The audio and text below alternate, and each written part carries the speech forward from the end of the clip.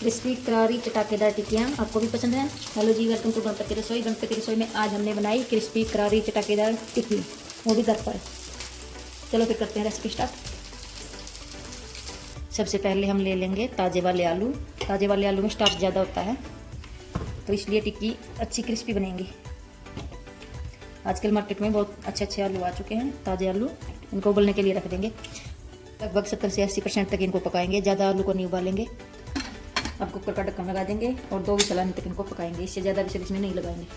हमने ले ली यहाँ पर मूंग की दाल, इसको 15 से 20 मिनट पहले भिगो के रख दिया। और थोड़ी सी ले ली हमने चने की दाल, इसको भी इसी तरह से हमने भिगो के रख दिया। अब इसको उबाल लेते हैं एक साथ। अब पानी उबलने के लिए रख दिया था, इसमें डाल देंगे दाल।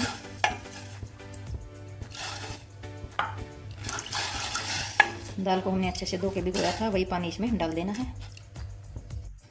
ये देखो, दाल को हमने पका लिया है, लेकिन दाल को ज़्यादा नहीं गलाना है यहाँ पर आपको। अब दाल का पानी निकाल देते हैं। दाल का पानी हमने निकाल दिया। इस पानी को फेंकेंगे नहीं, इससे आप आटा लगा सकते हो या सूप में इस्तेमाल कर सकते हो इसको। अब डाल देते हैं घी। घी गर्म होने पर अब डाल देंगे जीरा, हींग। अब डाल देंगे दाल। अब डालेंगे बारीक कटी हुई हरी मिर्च, लाल मिर्च, हल्दी, धनिया पाउडर, गरम मसाला, काली मिर्च, चाट मसाला, अमचूर पाउडर। अगर आपके पास अमचूर पाउडर नहीं है तो आप यहाँ पर नींबू वारिश डाल सकते हो। अब इनको करेंगे अच्छे से मिक्स मसालों को। ये देखो, दाल में मसाले दिखने चाहिए, तभी अच्छा टेस्ट आएगा। अब डालेंगे काला नमक, रेगुलर नमक, और बाइंडिंग के लिए डालेंगे छोटा सा आलू, इस तरह से तोड़ते हुए। अब करेंगे अच्छे से मिक्स, आलू को मैश करते हुए।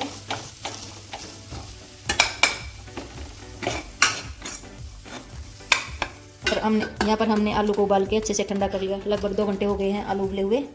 अब इनका छिलका उतार लिया और कद्दूकस कर लेंगे इनको।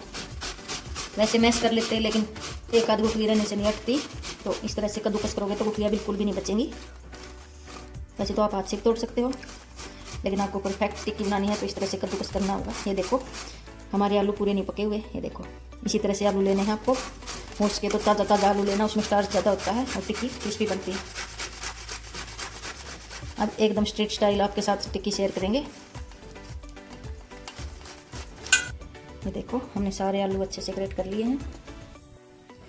अब डालेंगे आलू में नमक टेस्ट के अनुसार। फिलिंग में भी हमने नमक डाल के रखा है, उसी हिसाब से डाल देना नमक को। और के लिए डालेंगे अरारोट पाउडर। ये देखो, लगभग 3 से 4 चम्मच डाल के पहले इसको अच्छे से इकट्ठा करेंगे आटे को। ये देखो, आलू ले लिया, अरारोट ले लिया। अब इसको गूँथेंगे नहीं, जिस तरह से आटा गूँथते हैं उस तरह से नहीं करेंगे, सिर्फ और सिर्फ इकट्ठा करेंगे हल्के हाथों से। अगर हमने अच्छे से गूँथ दिया इसको तो फिर टिक्की हमारी क्रिस्पी नहीं बनेगी। इस तरह से सिर्फ और सिर्फ बाइंडिंग करेंगे इसकी। ज़रूरत पड़ी तो बीच बीच में थोड़ा थोड़ा अरारोट और डालते जाएंगे। ये देखो, हल्के हाथों से इस तरह से करते हुए हमने आलू को अच्छे से इकट्ठा कर लिया है।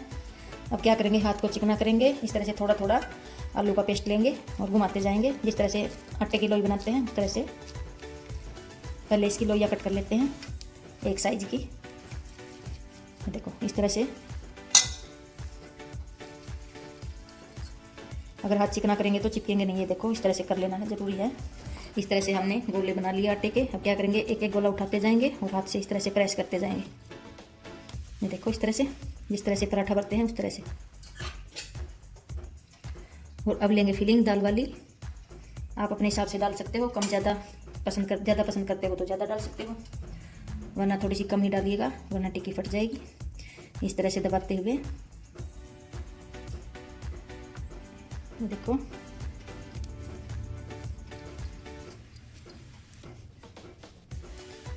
ये देखो, अब इसको हल्का सा दबा देंगे। इस तरह से हम सारी टिक्की तैयार कर लेंगे। इसी तरह से दूसरा गोला ले लेंगे और इसको भी इसी तरह से दबाते जाएंगे। अगर आपके हाथ पर चिपकती है तो नीचे चिकना लगा लेना। और फिर से दाल डालेंगे।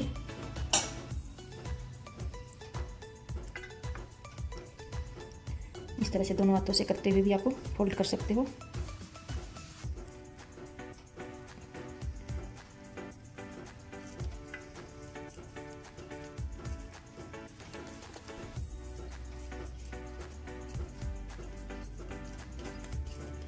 ये देखो इस तरह से सारी टिक्कियाँ बना लेंगे।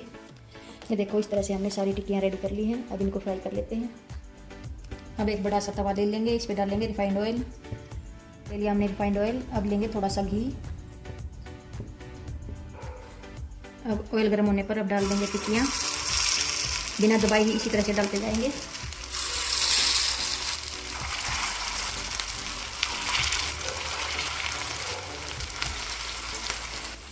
एक साइड से पकने के बाद अब इनको पलट लेते हैं।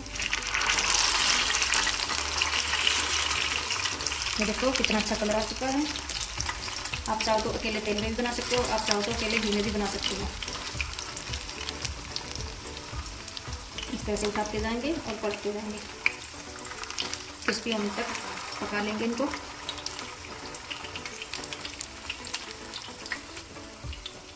ये देखो दोनों साइड से हमने पलटते हुए टिक्की को एक बार तो सेक लिया। अब क्या करेंगे, ऊपर से हल्का सा प्रेस करते जाएंगे, जिस तरह से हम टिक्की खाते हैं उसी तरह से बनाएंगे। बिल्कुल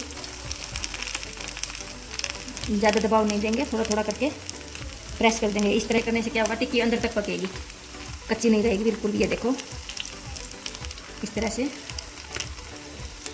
अब इसको इस तरह से दबाने के बाद फिर से इसको पलटेंगे और क्रिस्पी होने तक पका लेंगे। इस तरह से क्रिस्पी होने तक टिक्की को हमने अलटते पलटते पका लिया है। अब इनको निकाल लेते हैं।